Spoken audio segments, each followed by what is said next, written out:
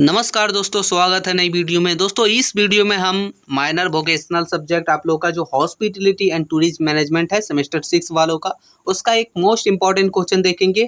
Question है दोस्तों कि झारखंड में इको एथनो पर्यटन की संभावनाएं तथा उनसे जुड़े लाभ एवं चुनौतियों का विस्तार पूर्वक वर्णन कीजिए। तो दोस्तों इस क्वेश्चन को हम अच्छे से समझेंगे और इससे पहले आपको समझना पड़ेगा कि इको एथनो पर्यटन क्या होता है, वो भी हम इस वीडियो में समझेंगे अच्छे से। ठीक है, तो चलिए वीडियो को करते हैं शुरू। तो अगर आप चैनल पर नए हैं तो क्या कीजिएगा, प्लेलिस्ट में जाके विजिट कर लीजिएगा। आपको पूरे माइनर वोकेशनल सब्जेक्ट जो भी है हॉस्पिटलिटी एंड टूरिज्म मैनेजमेंट, और उसका प्लेलिस्ट मिल जाएगा, है ना। तो चलिए शुरू करते हैं। तो इसका आंसर है दोस्तों कि झारखंड में इको एथनो पर्यटन की अपार संभावनाएं हैं, जिसमें समृद्ध जैविक विविधता, घने जंगल हैं, झरने हैं, जनजातीय संस्कृति शामिल है, जो स्थानीय समुदायों के लिए आर्थिक और सामाजिक लाभ ला सकता है। हालांकि इससे जुड़े लाभ में पर्यटन, पर्यावरण संरक्षण, जनजातीय संस्कृति का संवर्धन और रोजगार सृजन शामिल है। समझेंगे, पहले थोड़ा पढ़ लेते हैं। जबकि चुनौतियों में आप पर्याप्त बुनियादी ढांचा, कौशल विकास की कमी और प्राकृतिक संसाधनों का अत्यधिक दोहन शामिल है। कहना ये चाह रहा है दोस्तों, कहने का मतलब ये है कि झारखंड जो है वो पर्यटन के मामले में बहुत आगे है। क्यों? इको एथनो पर्यटन का मतलब ये हुआ जो मतलब हरियाली से जुड़ा हुआ, जंगल वगैरह से, संस्कृति, आदिवासी, ये सब चीज़ से जुड़ा हुआ है ना। तो यही कहने का मतलब यहाँ जो है समृद्ध जैविक विविधता है, बहुत सारे घने जंगल है, झरने हैं, जनजातीय संस्कृति शामिल है, जो स्थानीय लोगों के लिए एक आर्थिक और सामाजिक लाभ ला सकता है। हालांकि इसे जुड़े लाभ के कारण जो है बहुत सारा पर्यावरण संरक्षण जरूरी है, तभी हो पाएगा। जनजातीय संस्कृति का संवर्धन है, रोजगार सृजन शामिल है, तभी ये हम लोग कर सकते हैं, पर्यटन को बढ़ावा दे सकते हैं, इको एथनो पर्यटन को। जबकि चुनौतियाँ भी बहुत सारा है, जिसमें बुनियादी ढांचा हो गया, कौशल विकास में कमी हो गया, प्राकृतिक संसाधनों का अत्यधिक दोहन हो रहा है, जैसे जंगल की कटाई, है ना। ये सब चीज़ें जो है वो बहुत ज़्यादा नुकसान पहुंचाता है। अब इको एथनो क्या होता है, ठीक है, इको एथनो पर्यटन क्या होता है, तो ये भी देखते हैं हम लोग। तो इको है, ठीक है, इको है, तो ये बोला आसान भाषा में हम लोग समझते हैं, जब कोई पर्यटन जंगल, झरने या पहाड़ देखने के साथ साथ वहाँ रहने वाले आदिवासियों की संस्कृति, जीवन शैली और कला को भी जानने समझने आता है, तो उसे इको एथनो पर्यटन कहते हैं। जैसे मान लीजिए आप आए झारखंड, है ना, झारखंड आके जंगल देख रहे हैं, झरने भी देख रहे हैं, पहाड़ भी देख रहे हैं, लेकिन उसी के साथ साथ आपको आदिवासी वगैरह का संस्कृति, जीवन शैली, कला वगैरह में भी रुचि है, आप वो भी देख रहे हैं, तो इसी को बोलते हैं इको एथनो पर्यटन, जो कि झारखंड में बहुत ज़्यादा है ना। क्योंकि यहाँ जो है आदिवासी वगैरह, बहुत सारी पुरानी संस्कृति, जीवन शैली, नए नए जंगल, झरने, पहाड़ वगैरह देखने को मिलते हैं ना। तो ये हम लोग का दोस्तों इको एथनो पर्यटन, तो आप समझ चुके हैं झारखंड में क्यों ज़्यादा है, क्योंकि यहाँ जंगल, झरने वगैरह बहुत ज़्यादा है, जिससे बहुत सारा लाभ हो सकता है, लेकिन इसके लिए जो है अच्छा से समझना ज़रूरी है। और जो अत्यधिक पर्यावरण का जो है दोहन वगैरह हो रहा है, जंगल की कटाई वगैरह, इससे कारण जो है ये थोड़ा सा कम होते जा रहा है। ठीक है, अब इसकी संभावनाएं देखते हैं। तो प्रचुर प्राकृतिक सौंदर्य, यानी झारखंड में बेतला राष्ट्रीय उद्यान, सरंडा वन जैसे घने जंगल है, जो बाघ, हाथी और बहुत सारे अन्य जीवों के लिए प्रसिद्ध है। इसके अतिरिक्त हुडरू और जोहन जैसे बहुत सारी सुंदर झरने भी हैं, जो प्राकृतिक प्रेमियों को आकर्षित करते हैं। तो ये प्रचुर प्राकृतिक सौंदर्य है, इसकी संभावनाएं। दूसरा देखिए, समृद्ध जनजातीय विरासत, कि झारखंड में बहुत सारी ऐसी जनजातियां का विरासत है, जिसमें विशिष्ट रूप से हस्तशिल्प है, लोक नृत्य है, मतलब नाटक वगैरह, मतलब नृत्य वगैरह, ठीक है, संगीत है, अलग अलग तरह की परंपराएं शामिल है। इसीलिए ये जो है इको एथनो पर्यटन के लिए बहुत बड़ा आधार प्रदान करती है ना। तो ये दूसरी हो गई। अब हम लोग नेक्स्ट देखते हैं। नेक्स्ट है हम लोग का विविधतापूर्ण वन्य जीव और वनस्पति, यानी कि यहाँ, यानी झारखंड राज्य में बहुत सारी वन्य जीव पाए जाते हैं और बहुत ही अलग अलग ढंग के जो है वनस्पति भी पाए जाते हैं, जो कि ट्रैकिंग के लिए, वन्य जीव देखने का अनुभव प्रदान करते हैं। तो ये एक बहुत ही अच्छी बात है, जो कि झारखंड के सिवा और कहीं इतना अच्छा नहीं मिलता है। धार्मिक और ऐतिहासिक महत्व, जैसे कि आप देख सकते हैं देवघर में हम लोग का हो गया वैद्यनाथ धाम, पारसनाथ पर्वत, बहुत सारी जनजातीय पूजा स्थल हैं, जैसे कि धार्मिक स्थल, ऐतिहासिक धरोहर, ये सब जो है एक आकर्षण का केंद्र है। बहुत ही ज़्यादा लोगों को आकर्षित करता है। तो ये भी एक बहुत ही बड़ा महत्व हो गया इसका, संभावनाएं या फिर महत्व आप लिख के ये सब दर्ज कर दीजिएगा एग्जाम में जब क्वेश्चन आए तब, ठीक है। फिर हो गया औद्योगिक पर्यटन दोस्तों, जैसे कि राज्य में पहली बार शुरू की गई खनन पर्यटन की पहल बंद कोयला खदानों को पर्यटनों के लिए खोलती है, जिससे खनन प्रक्रिया और इतिहास का अनुभव मिलता है। यानी कि झारखंड में ऐसा भी पर्यटक स्थल है, यानी कि जहाँ कोयला का खदान वगैरह है, वो भी पर्यटकों के लिए खोला जाता है ताकि वो देखे, खनन प्रक्रिया देखे, इतिहास का अनुभव ले सके। तो ये भी एक औद्योगिक पर्यटन के नाम से जाना जाता है। ये भी इसका एक महत्व है, ये भी इसकी एक संभावनाएं हैं। अब इसका लाभ क्या क्या होता है वो भी हम लोग देखेंगे। जैसे आप एक एक करके हम इसलिए बना के लिखें ताकि एग्जाम हॉल में आप अच्छे से लिख पाइएगा, क्योंकि आप अच्छे से समझिएगा तो अच्छे से लिख पाइएगा बना के, है ना। तो देखिए इसका सबसे पहला लाभ हो जाता है कि आर्थिक विकास में लाभ हो जाता है।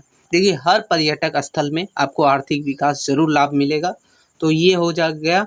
तो यह पर्यटक स्थानीय समुदायों के लिए रोजगार का अवसर पैदा करता है, जिससे उसकी आय बढ़ती है और क्षेत्र का त्वरित आर्थिक विकास होता है। जैसे मान लीजिए आप कहीं हुंड्रू जलप्रपात गए या फिर कहीं भी गए, तो उसके आसपास बहुत सारी देखे होंगे दुकानें लगी है, बहुत सारे स्थानीय लोग, स्थानीय समुदाय वगैरह लोग जो हैं, दुकान, बहुत सारा अलग अलग तरह का रोजगार उन्हें मिलता है।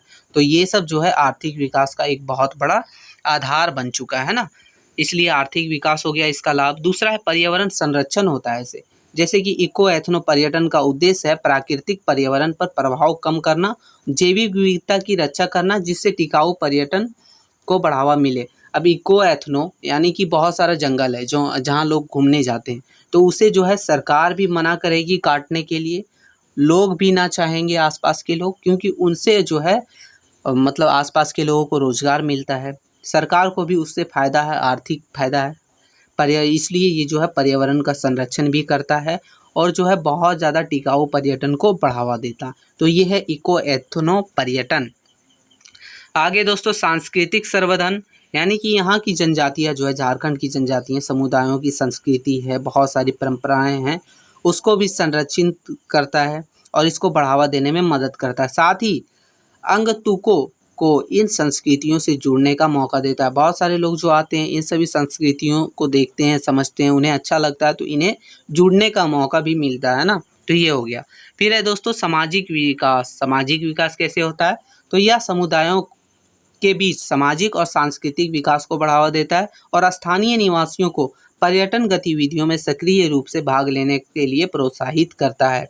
लोगों को और ज़्यादा जो है प्रोत्साहित करता है यहाँ घूमने आने के लिए, नए नए सामाजिक और सांस्कृतिक तरीके देखने के लिए, ठीक है। तो ये हो गया दोस्तों। आगे हम लोग देखेंगे दोस्तों, अब हमने देखा संभावनाएं देखे, या फिर उसे आप संभावनाएं को महत्व के रूप में भी पढ़ सकते हैं। फिर हमने लाभ देखा, अब इसका देखेंगे चुनौतियां। आखिर क्या क्या चुनौतियां आती हैं, क्या क्या चैलेंजेज आते हैं। तो देखिए सबसे पहले बुनियादी ढांचे की कमी, यानी कई पर्यटक स्थल जो है वो अपर्याप्त सड़क यानी कि आने जाने का कनेक्टिविटी नहीं है अच्छा। अब आप कहीं जा रहे हैं कोई पर्यटक स्थल, तो वहाँ का रास्ता क्लियर होना चाहिए ताकि जो है पर्यटक को जाने में कोई असुविधा का सामना ना करना पड़े, वो अच्छे से पर्यटक स्थल के पास जा सके और अच्छे से जो है पर्यटन का पूरा मज़ा ले सके, है ना। अन्य बुनियादी सुविधाओं का अभाव होता है जो पर्यटकों के लिए पहुंच मुश्किल बनाता है, जो कि पहुंचने में बहुत ज़्यादा कठिनाई होती है। तो ये सबसे बड़ा कमी हो गया। दूसरा कमी है कौशल विकास का अभाव। तो ये क्या है? तो चलिए देखते हैं। बोले कि पर्यटन सेवाओं की गुणवत्ता में सुधार के लिए स्थानीय निवासियों और पर्यटन उद्योगों से जुड़े लोगों के लिए पर्याप्त प्रशिक्षण और कौशल विकास कार्यक्रम आवश्यक है, ताकि लोगों को पता चले किस तरीक़ा से ये सब होगा ना, विकास कार्यक्रम, कौशल विकास कार्यक्रम, प्रशिक्षण दिया जाएगा, तब लोगों को पता चलेगा कि हमको किस तरह से जो है आसपास के पर्यटक स्थल को संभाल के रखना है, ताकि हमें भी रोज़गार मिले और ये जो है लंबे समय तक जो है हमारा आसपास के लोग भी जो है पर्यटक स्थल से जो है रोज़गार प्राप्त कर सके, हमें भी बेनिफिट हो, सबको बेनिफिट हो। तो ये कौशल विकास का अभाव होने के कारण भी जो है इसकी कमियां आती है, पर्यटक स्थल क्षति हो जाते हैं और बहुत सारी नुकसान भी होती है। फिर है प्राकृतिक संसाधनों का अत्यधिक दोहन।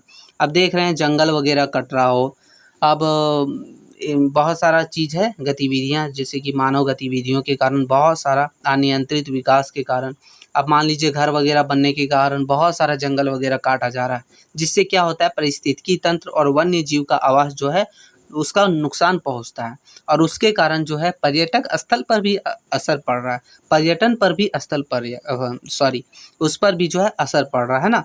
तो ये हो गया दोस्तों कि प्राकृतिक स्थानों का अत्यधिक दोहन, तो ये भी इसका एक चुनौतियां हैं। फिर आगे जागरूकता और विपणन की कमी, यानी पर्यटन स्थलों और उनके आकर्षणों के बारे में पर्याप्त प्रचार और विपणन की कमी भी पर्यटकों की संख्या बढ़ाने में बाधा डालती है। अब उसका प्रचार प्रसार न हो, अब पता चले कि देखिए झारखंड में बहुत सारे जंगलों के अंदर भी बहुत सारा जो है पर्यटक स्थल है, लेकिन बहुत सारे लोगों को पता ही नहीं रहता है, तो उनका जो है प्रचार प्रसार भी करना पड़ता है, तभी पर्यटकों की संख्या में बढ़ोतरी होती है, वरना उसमें जो है बाधा डलता है ना, यानी संख्या में कमी आती है। तो ये भी एक बहुत बड़ी कमी हो गई है। आगे दोस्तों सांस्कृतिक अति व्यापारीकरण, स्थानीय जनजातियाँ संस्कृति का व्यवसायीकरण और अति व्यापारीकरण सांस्कृतिक मूल्यों को प्रभावित कर सकता है, इसलिए सावधानी बरतने की आवश्यकता है।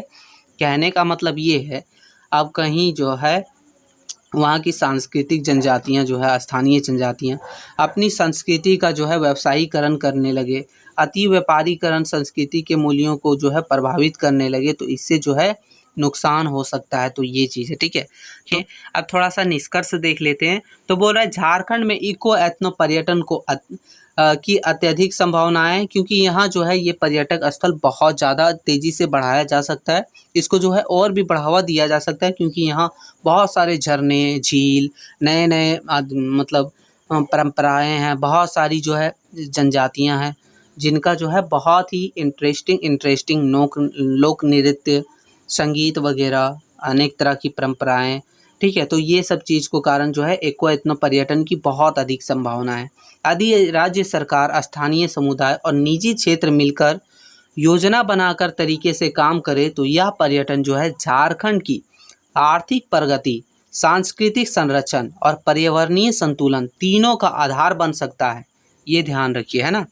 तो ये सब अगर करे तभी, इसके लिए स्थानीय सहभागिता, सतत विकास की नीतियाँ, आधारभूत संरचना का विस्तार और सुरक्षा प्रबंधन पर विशेष ध्यान देने की आवश्यकता है, तभी जो है इको एथनो पर्यटन को बढ़ावा दिया जा सकता है झारखंड में।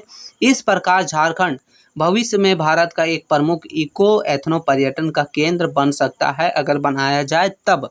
तो ये था दोस्तों, हमने देखा कि आखिर झारखंड में इको एथनो पर्यटन क्या है, कैसे है, उसकी लाभ वगैरह हर एक चीज़, ठीक है। तो वीडियो कैसा लगा ज़रूर बताइएगा। मिलते हैं नई वीडियो में, तब तक के लिए जय हिंद मित्रों।